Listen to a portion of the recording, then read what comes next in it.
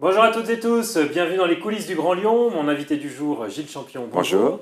Vous êtes là aujourd'hui pour l'association des abusés sexuels de l'Église, qui tiendra une réunion publique demain, jeudi, à 18h30 à la mairie de Lyon 1er.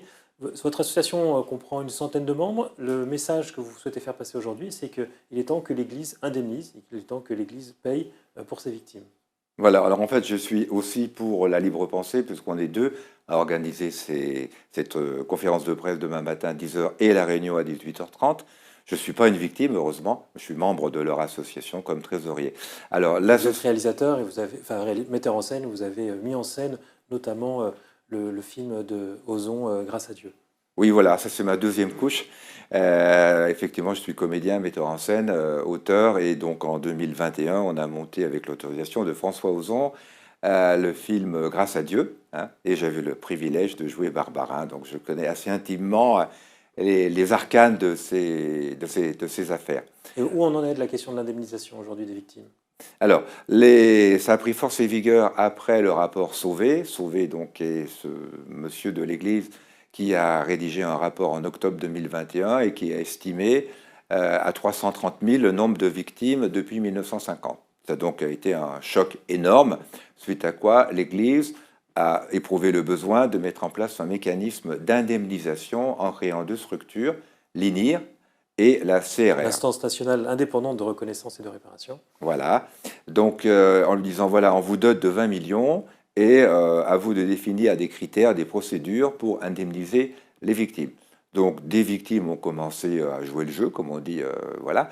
Et très, très vite, ces victimes se sont aperçues, que c'était extrêmement pénible, puisque c'est des enquêteurs bénévoles qui ne sont pas formés, c'est des bénévoles, et qui vous interrogent en fonction d'une grille.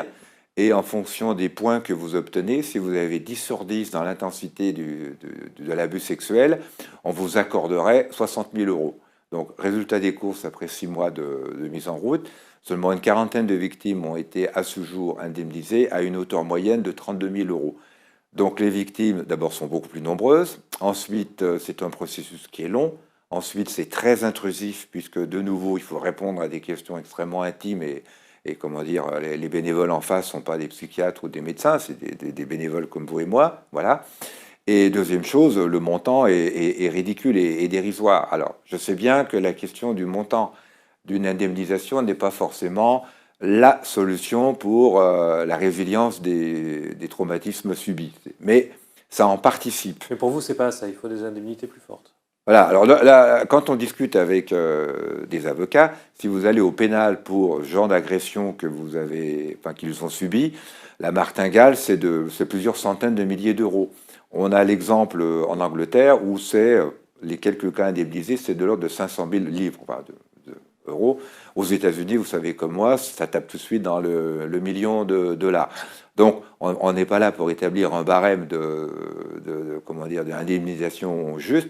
Ce que veulent les victimes, c'est qu'il y ait un processus beaucoup plus transparent, un processus contrôlé par l'État, avec des psychiatres, des gens accrédités pour estimer réellement le dommage subi, qu'est-ce que c'est le prix d'une vie qui a été fortement perturbée à cause des traumatismes dans l'enfance. C'est extrêmement difficile. Mais vous l'avez dit, vous intervenez avec deux casquettes, donc l'association des abusés sexuels de l'enfance, mais aussi la libre pensée. Est-ce que c'est un combat personnel finalement contre l'Église? Vous voulez la voir disparaître? Vous voulez qu'elle vende tous ses biens pour indemniser les victimes? Alors personnellement, moi je suis libre penseur, mais je suis également plein de choses. Collectivement, la libre pensée est une vieille dame qui a été créée en 1848 et qui combat tous les cléricalismes, tous. Voilà. Donc on est spontanément du côté des victimes. Et donc la loi en France c'est très clair, il y a séparation depuis 1905, il y a l'État, l'Église. Donc on agit pour aider les victimes, en l'occurrence, à être mieux reconnues, indemnisées, etc. Donc notre expertise, on va dire ça comme ça, c'est celle effectivement qui est en tête de la convocation. L'Église peut payer, l'Église doit payer. Alors dans l'Église peut payer, effectivement, on a mené des enquêtes toutes simples en analysant les comptes des diocèses. Par exemple, le diocèse de Lyon a été analysé par un adhérent de la libre pensée expert comptable, et donc le calcul est simple, c'est sur les chiffres officiels, c'est de l'ordre de 200 millions.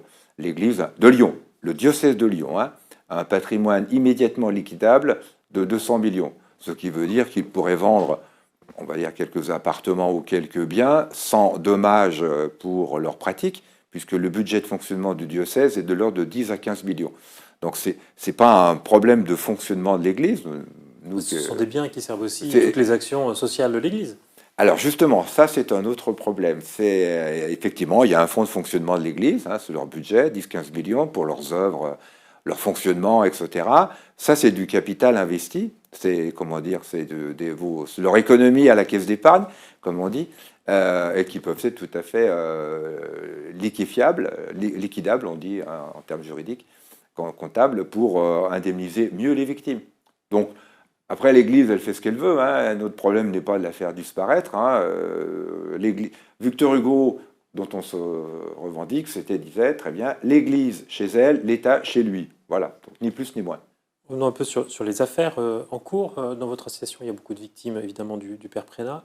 C'est aussi l'affaire Louis Ribes, celui qu'on surnomme le Picasso des églises, oui.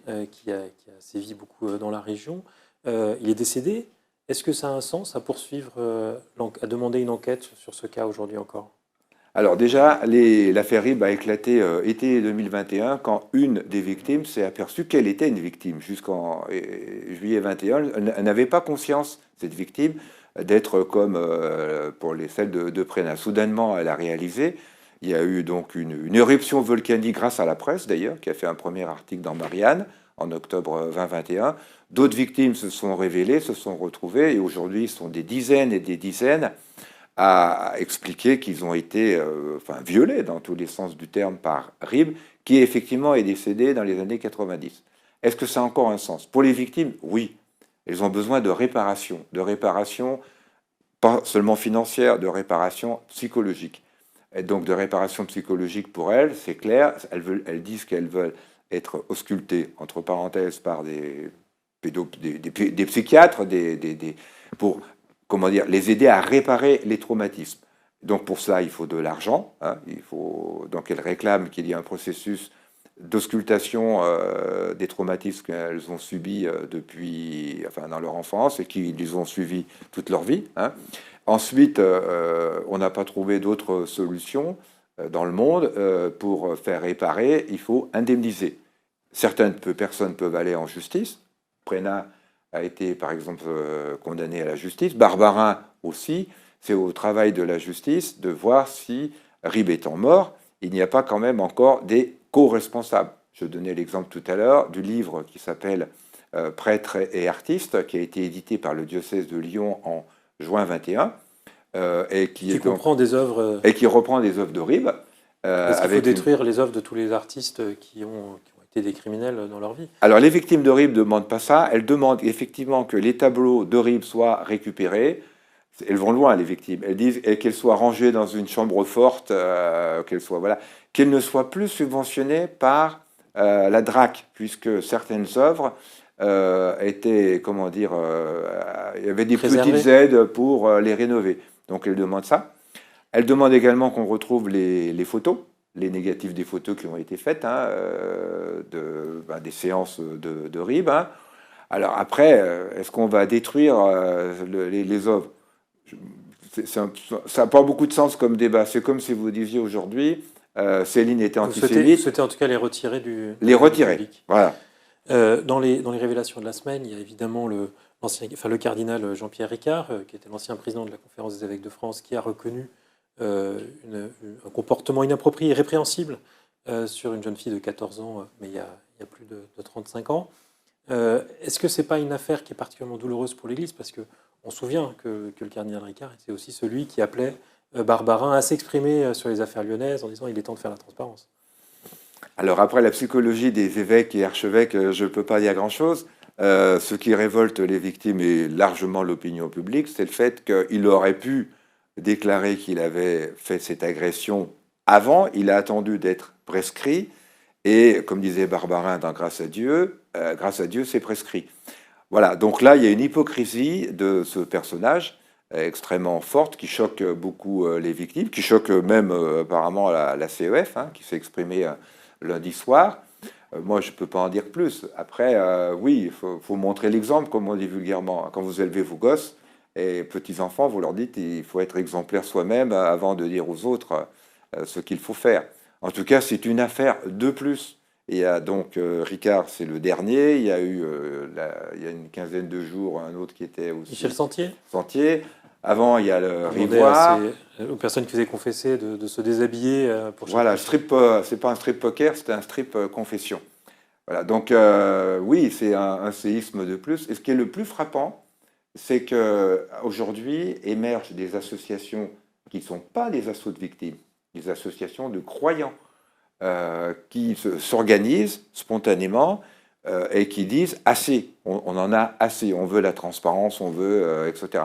Et donc c'était la semaine dernière, je crois, ils étaient devant Saint-Jean pour réclamer cette transparence. Il y a une révolte des croyants et des pratiquants. Et pour finir, je crois que Julien Laferrière sera le député de Lyon présent demain à votre manifestation. Vous souhaitez interpeller le gouvernement pour qu'il réponde à la commission des enfants de l'ONU et mène une vraie enquête sur la responsabilité de l'Église dans la pédophilie en France. Voilà, la France fait partie de l'ONU. Il y a des comités à l'ONU, dont le comité de l'enfance, qui en novembre 2020 a envoyé toute une série de questions au gouvernement français. Il y en a une, c'est la 21, qui dit la France doit faire un bilan des abus sexuels dans l'Église. Bien. Donc, et on a un an pour répondre. Le gouvernement français a répondu à toutes, sauf à la 21. Donc le levier sur lequel on appuie aujourd'hui, c'est de trouver un ou des députés qui acceptent de porter une question au gouvernement qu'on a préparée et qui consiste à dire, monsieur le gouvernement, vous deviez répondre avant le 31 octobre 21 à la recommandation.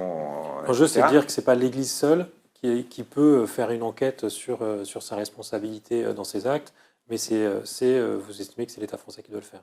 Du moment que l'ONU pose une question au gouvernement sur les abus sexuels, c'est que l'ONU considère que l'Église ne peut pas être jugée partie. Sinon, elle se sera adressée à l'Église, qui n'est pas son objectif. Donc l'ONU considère que l'État est le seul, rouage neutre pour interroger l'Église et lui faire un rapport. Gilles Champion, je vous remercie. C'est moi. Et moi, je vous dis à demain pour une nouvelle émission des coulisses du Grand Lyon.